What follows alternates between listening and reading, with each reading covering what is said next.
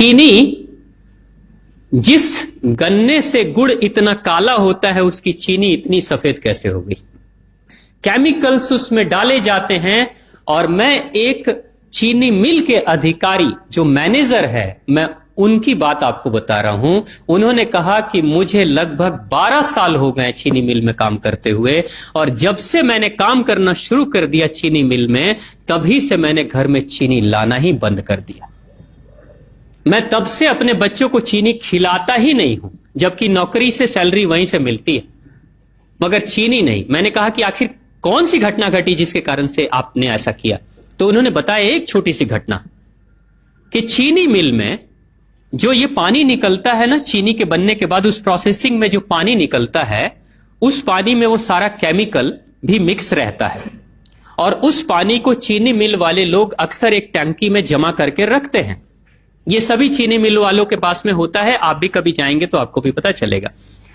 वो टंकी में वो पानी रखा जाता है, लेकिन रोज रोज प्रोसेसिंग हो रहा है, रोज चीनी बन रही है, रोज बहुत सारा पानी आ रहा है, तो आखिर कब तक एक टंकी की क्षमता है ना, कितने दिनों तक वो टंकी खाली रहेगी? भर जाती है, भरेगी तो फिर क्या करेंगे? खाली करना है।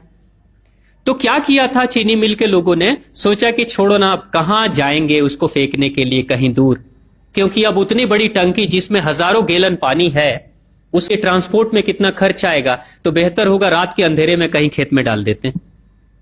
क्योंकि जनरली फैक्ट्रियां तो होती हैं ऐसे ही वीराने में, तो कहीं डाल देते किसी खेत में, क्या पता चलेगा पानी है कि चीनी मिल का पानी है, क्या है। तो ये सोचकर मैनेजमेंट वाले लोगों ने रात में ही उस पानी को खेतों में छुड़वा दिया, और नतीजा यह हुआ कि उस खेत की सारी फसल जल गई, मिट्टी बंजर हो गई। और जब किसान पता करने लगा कि आखिर क्या हुआ मेरे खेत में, जब चेकअप कराया वो मिट्टी का, तो पता चला कि इसमें तो चीनी मिल का जो वेस्ट मटेरियल है वो डाला गया है। तब उसको खबर मिली कि हां, किसी स्टाफ ने बताया कि हां, हमारे चीनी मिल से ही पानी डाला गया था आपके खेत में, और पूरी मिट्टी बंजर हो गई। उसने केस कर दिया और चीनी मिल वाले को मुआवजा देना पड़ा लाखों रुपए। तभी से वो स्टाफ कहते हैं कि जो मिट्टी को बंजर कर दे वो इंसान के शरीर में जाए तो क्या करेगी। उसी के बाद से मैंने अपने घर में चीनी लाना बंद कर दिया। और सच्चाई है, लगभग अगर आप देखेंगे तो अंग्रेजों के आने के समय अंग्रेज पहला चीनी मिल इन्होंने भारत में ही लगाया था। पहला चीनी मिल भारत में ही अंग्रेजों का लगा, और अंग्रेजों ने चीनी की शुरुआत की। भारत के लोग गुड़ खाते थे, चीनी नहीं खाते थे। उन्होंने बहिष्कार किया, बिल्कुल नहीं, लेकिन चीनी और चाय पत्ती दोनों के लिए लोगों को तैयार किया गया था। चाय पिला पिलाकर फ्री में, चीनी के लिए तैयार किया गया और चाय के लिए भी तैयार किया गया। अंग्रेज ने जब से यह शुरू किया है, और पिछले 50 वर्षों से हमारे समाज में चीनी खाने का प्रचलन बहुत तेजी से बढ़ा है, और उसी समय से भारत के लोगों के बच्चों के शरीर में कैल्शियम की कमी होनी शुरू हो गई है। अगर कोई मां, अगर कोई बहन जो गर्भवती हो, गर्भकाल के दौरान अगर चीनी का सेवन अगर कोई बहन कर रही हो, तो चांसेस ज्यादा होते हैं गर्भपात होने के।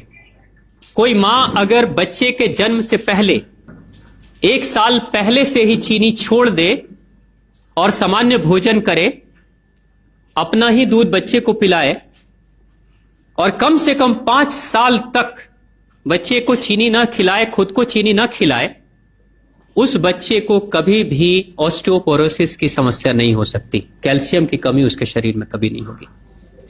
चीनी जब जाती है आपके शरीर में, तो बाहर जब निकलती है तो अकेले नहीं निकलती, कैल्शियम लेकर निकलती है।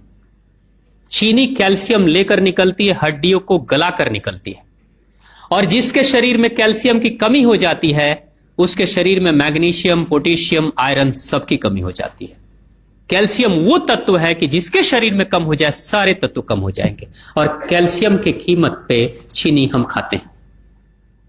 भारत, पाकिस्तान, बांग्लादेश, नेपाल, ऐसे कुछ देशों के अलावा दुनिया के बहुत सारे ऐसे राष्ट्र हैं जहां चीनी का इस्तेमाल ही नहीं होता। आज भी चीनी खाते नहीं, बहुत सारे देश नहीं खाते बिल्कुल।